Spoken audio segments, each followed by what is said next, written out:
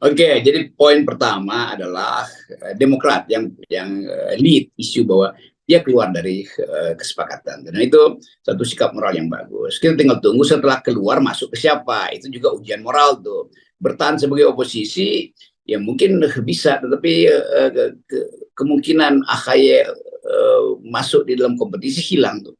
Padahal bagi Demokrat, AHY itu harus diuji hari ini nih dalam pemilu tahun ini sebagai kompetitor tuh. Dan kalau itu masih menjadi dalih Demokrat, maka Demokrat pasti akan punya proposal untuk mengedarkan Pak AHY yang paling mungkin adalah ke PDIP, karena udah ada semacam tanda-tanda awal dengan Puan dan pertemuan terus-menerus antara Ibu Mega dengan Prabowo menunjukkan bahwa Ibu Mega sebetulnya akhirnya memutuskan, oke, kalau begitu Prabowo udah nggak bisa lagi berkoalisi, maka meliriklah ke Pak SBY kan. Dan Pak SBY juga punya kesempatan untuk menunjukkan bahwa nggak ada permusuhan dengan Ibu Mega. Dari awal juga Pak SBY ada menterinya Ibu Mega. Jadi peristiwa-peristiwa yang lalu pasti akan dilupakan baik oleh Ibu Mega atau Demokrat bila ternyata kepentingan politik untuk anti Jokowi itu terbentuk. Jadi kimia antar PDIP dan Gerindra terbentuk tuh. Nah itu bisa terbentuk kalau PDIP merasa bahwa memang untuk melawan Prabowo diperlukan Demokrat, karena kapasitas PDIP sendiri untuk melawan Gerindra itu nggak mungkin tuh.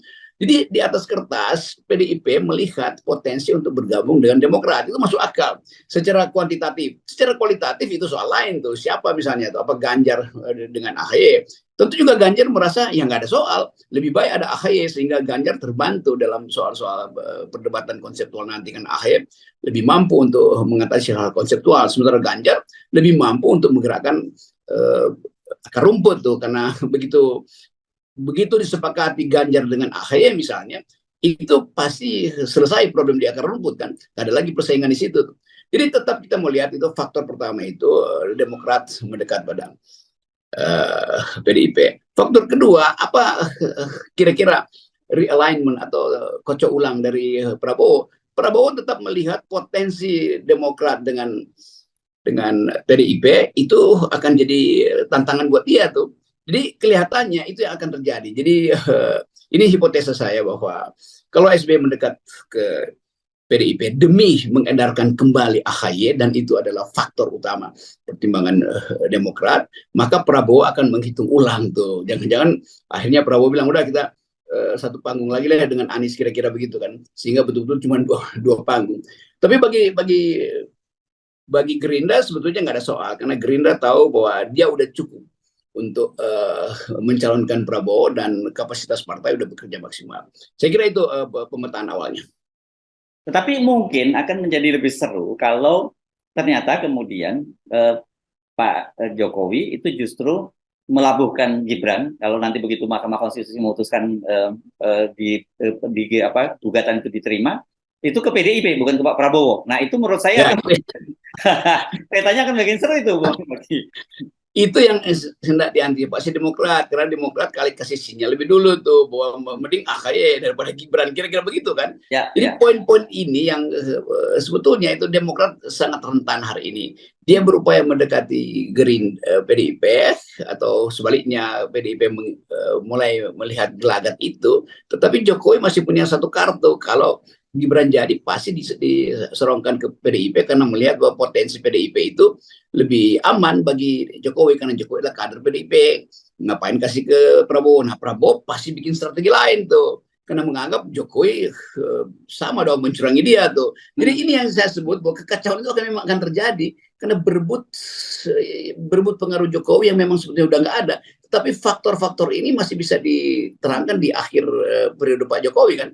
Ya. Jadi sangat mungkin juga waktu Jokowi bilang Gibran, ya PDIP merasa ya itu berguna. Tetapi pemilih-pemilih PDIP merasa ya ada Gibran apa nggak ada Gibran, kan kita udah punya konstituen yang banyak gitu kan.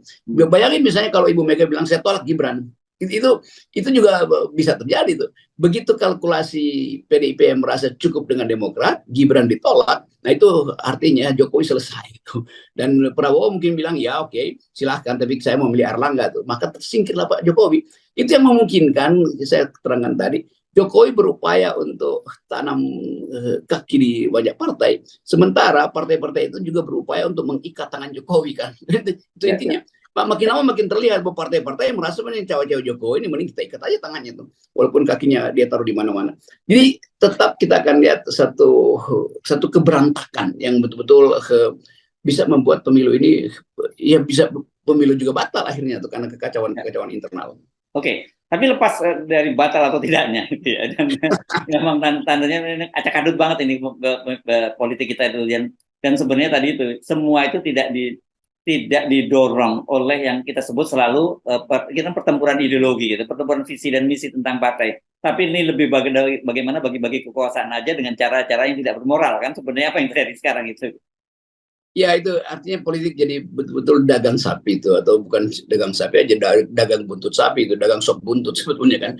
Dan kekacauan ini akan, saya senang juga ada kekacauan supaya publik itu tahu betul-betul bahwa politik itu harusnya didesain secara ideologis. Yes. Politik itu seharusnya ada persaingan paradigmatik, bukan pragmatis. Nanti orang bilang ya nggak ada problem Pak SBY dengan itu. Bukan Ibu Mega dengan Pak SBY, tetapi program Demokrat dengan program PDIP berbeda apa enggak tuh, bukan soal itu tuh. Nanti PKS mungkin juga bilang ya kami juga dengan PDIP baik-baik aja, kami udah berkunjung pada PDIP, bukan soal berkunjung sama berkunjung, tetapi tema keadilannya PKS inline nggak dengan tema keadilan PDIP. PDIP tema keadilannya sosialistis, PKS tema keadilannya lebih kuat pada isu moral kan. Jadi ini sebetulnya yang kita maksud dari awal, supaya politik itu dilihat sebagai pertarungan ide itu, bukan sekedar tukar tambah biografi antara pemimpin-pemimpin mereka.